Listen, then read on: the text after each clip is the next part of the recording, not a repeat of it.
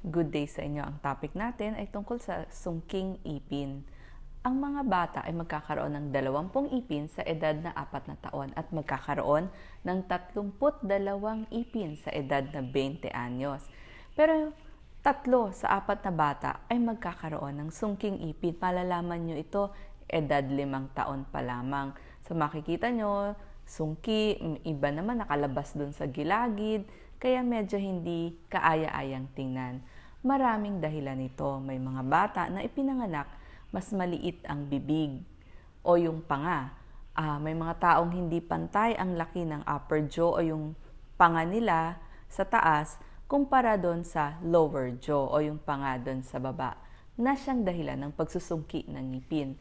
May mga bata naman na mahilig magdede ng kamay, thumbsucking, o kaya naglalaro ng kanilang bibig at dila, yung mga lip smacking, na pwedeng makaapekto sa pagtubo din ng kanilang ipin.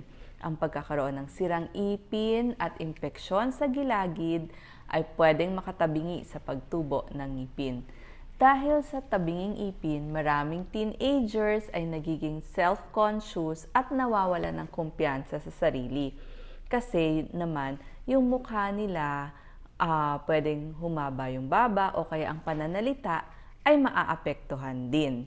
Ang tips natin, magpatingin sa inyong dentista kasi magre-request siya ng x-ray at maaring magrekomenda ng braces or retainers. At kung kailangang operahan dahil sa mga impacted molars, gagawin din niya iyon. At magsipilyo palagi ng ngipin para maiwasan ang pagkasira ng ngipin at ang pagkakaroon ng impeksyon sa gilagid na siyang dahilan ng pagsungki ng ipin. Maraming salamat po.